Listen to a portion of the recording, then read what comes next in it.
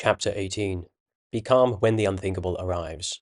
Modern tyranny is terror management. When the terrorist attack comes, remember that authoritarians exploit such events in order to consolidate power. The sudden disaster that requires the ends of checks and balances, and the dissolution of opposition parties, the suspension of freedom of expression, the right to a fair trial, and so on, is the oldest trick in the Hitlerian book. Don't fall for it. The Reichstag fire was the moment that Hitler's government, which came to power mainly through democratic means, became the menacingly permanent Nazi regime. It is the archetype of terror management. On February the 27th of 1933, at approximately 9 p.m., the building housing the German parliament, the Reichstag, began to burn. Who set the fire that night in Berlin? We don't know, and it doesn't really matter. What matters is the specular act of terror initiated the politics of emergency. Gazing with pleasure at the flames that night, Hitler said, "This fire is just the beginning." Whether or not Hitler or the Nazis set the fire, Hitler saw the political opportunity. There will be no mercy now. Anyone standing in our way will be cut down. The next day, a decree suspending the basic rights of all German citizens, allowing them to be preventively detained by the police. This was on the strength of Hitler's claim that the fire was the work of Germany's enemies. The Nazi Party won a decisive victory in the parliamentary elections on March the 5th. The police and the Nazi paramilitary began to round up members of the left-wing political parties and place them in improvised concentration camps. On March the 23rd, the new parliament passed an enabling act which allowed Hitler to rule by decree. Germany then remained in a state of emergency for the next 12 years, until the end of the Second World War.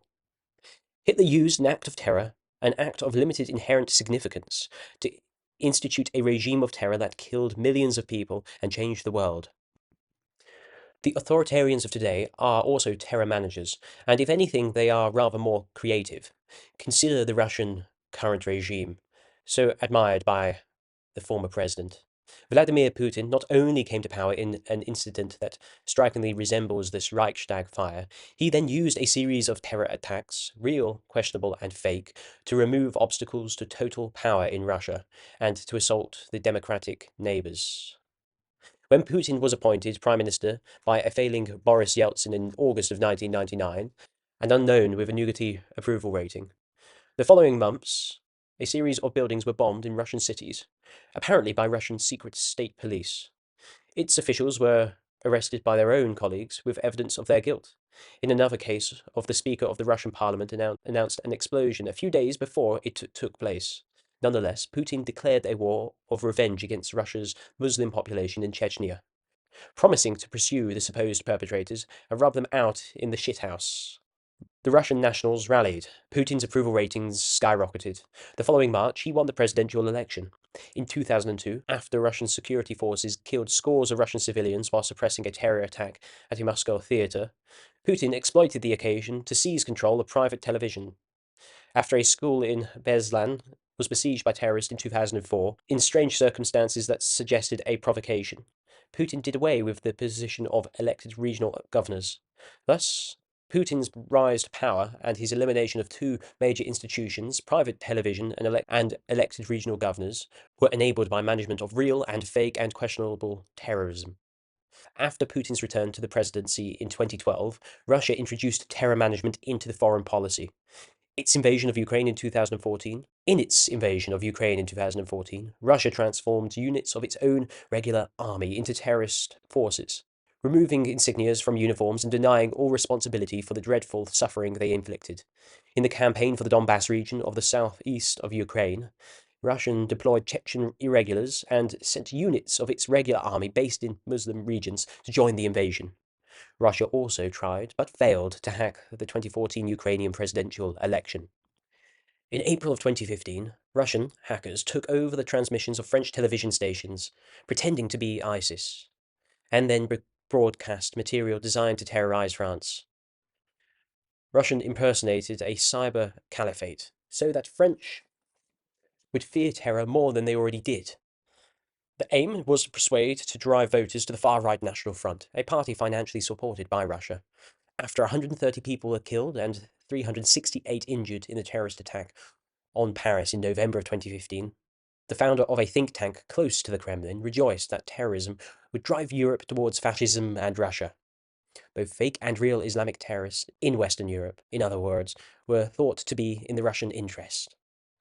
In early 2016, Russia manufactured a moment of fake terror in Germany, while bombing Syrian citizens, thus driving Muslim refugees to Europe.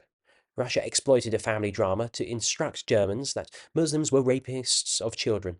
The aim, again, seems to have been to destabilize a democratic system and to promote the parties of the extreme right. The previous September, the German government had announced that it would take 500,000 refugees from the war in Syria. Russia then began bombing a campaign in Syria that targeted civilians. Having provided the refugees, Russia then supplies the narrative. In January of 2016, the Russians' mass media spread a story that a girl of Russian origin in Germany, who had momentarily gone missing, had been serially raped by Muslim immigrants. With suspicious alacrity, right-wing organizations in Germany organized protests against the government. When local police informed the populace that no such rape had taken place, Russian media accused them of covering it up. Even Russian diplomats joined the spectacle. When the American president speaks of fighting terrorism alongside Russia, what he proposes to the American people is terror management, the exploitation of real, dubious, and simulated terror attacks to bring down democracy. The Russians' recap of the first telephone call between the president and Vladimir Putin is telling that the two men shared the opinion that it is necessary to join forces against a common enemy, number one, international terrorism and extremism. For tyrants, the lesson of the Reichstag fire is that one moment of shock enables an eternity of submission. For us, the lesson is that our natural fear and grief must not enable the destruction of our institutions. Courage does not mean not fearing nor grieving. It does mean recognizing and resisting terror management right away, from the moment of the attack, precisely when it seems most difficult to do so. After the Reichstag fire, Hannah Arendt wrote that, "I was no longer of the opinion that one can simply be a bystander.